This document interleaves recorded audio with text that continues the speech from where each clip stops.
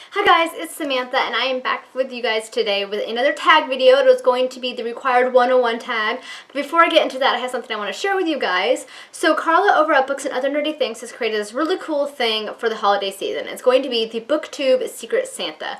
Her basic idea is that you will be sending her your book depository wish list, because it works like the Amazon one where your address is kept private, your name, your blog name or your YouTube channel name, whatever your presence is on the internet. And then at the end of November, she will compile all that information and send everybody one person that they can purchase a book for based on their book depository wish list. So it'll work like your basic Secret Santa. Everybody will be assigned one person and you can buy them a gift off their wish list. She has a cap of $20 and she was doing it through book depositories. That way it can be international, and wish lists, so your address will be private. You can just buy it through their wish list like the Amazon one works. And I think this will just be a really great thing for the Booktube community for the holiday season and get kind of everybody involved, and it would just be a fun event and get people connected with other booktubers and bloggers you may not have heard of. And I just think it's a really cool idea, and I hope everyone will participate. I will link her channel down below so you guys can go and check out her video. I'll also link the video down below so you can get all the information and her email address and all that good stuff. And as well, she's also using hashtag Booktube Secret Santa to spread the word. So tweet about it, make videos about it, whatever you want to do to spread the word and get as many people involved as possible, because I think this is a really great idea. So that was my little announcement for this video. And now on to the required 101 book tag. So the required 101 book tag was created by Sabrina over at Steakachino, and I'll link her channel down below so you guys can go and check her out, because I absolutely love her channel. She's such a sweet person. She's really articulate. I love her videos. They're very thoughtful, and you guys should just really go and check her out and subscribe.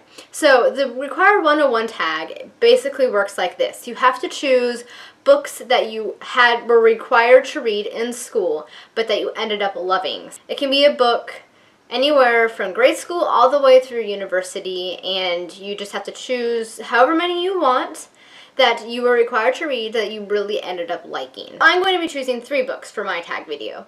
So I was actually homeschooled for a good chunk of my elementary through high school career, from the middle of 4th grade on, and I had a freshman year at high school, but other than that I was homeschooled. So my parents assigned a lot of my reading, but one of the things that they assigned to me when I was 11 years old was The Hobbit and the Lord of the Rings series. This is part of my curriculum. They had me, because I always had to have a book I needed to read as part of my curriculum, and this was one of them. And I absolutely loved this book, and of course the trilogy. I'm so glad that they had me read this book and this trilogy, because it really shaped a lot of my literary career in the years to come.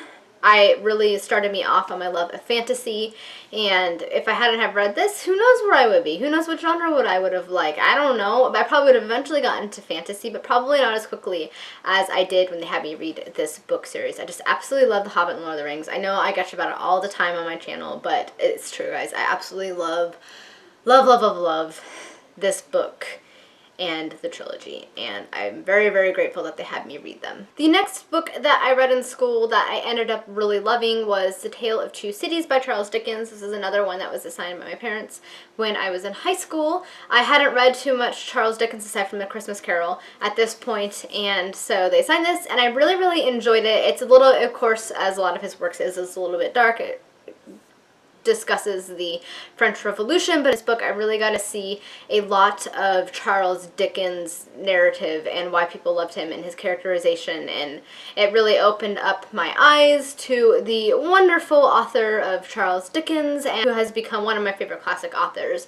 So I love that they had me read this book. It really kind of started me off on my love of Charles Dickens and sort of encouraged me to read more by him. So yes, I really enjoyed The Tale of Two Cities. So in college, I didn't actually read too many literary books because I was a Bachelor of Science major in accounting, so a lot of my books were textbooks. They weren't really literary books, but at the university that I went to, we were required to take classes outside of our major, particularly within a sort of English focus, I guess you could say. And one of the ones that I chose out of the required list was Native American Lit. And one of the books we had to read in this class was Tracks by Louise Erdrich.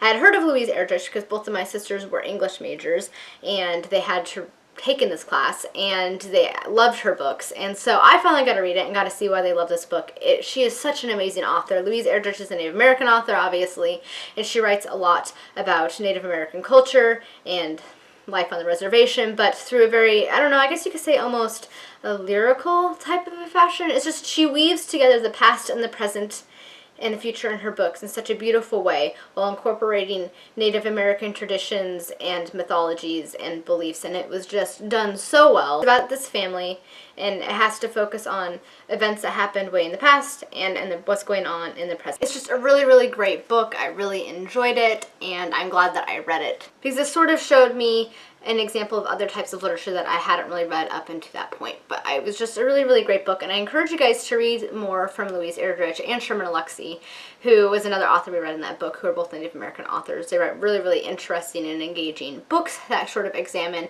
Native American life and culture, and they're just so good. Just so good, guys. Alright guys, those were 3 books that I chose for this required 101 tag. As for who I am going to tag, I am going to be tagging Max from WelldoneBooks, Liz from Liz Loves Literature, Becca from Becca Awesome Booknet, and I might figure out a couple other people I want to tag, and I'll link them down in the box below. If you feel like doing this tag, please feel free to do it. It's a really fun, interesting tag, and it's great to see books people have been required to read that they ended up really loving. So that is all I have for you guys today. I hope you enjoyed this video, and if you did, please thumbs up and subscribe. And until next time, guys, happy reading and bye! Hi guys, it's Samantha, and I am back today with another installment in my 15 Facts About Authors series, Classics Edition. Today we will be talking about Geoffrey Chaucer.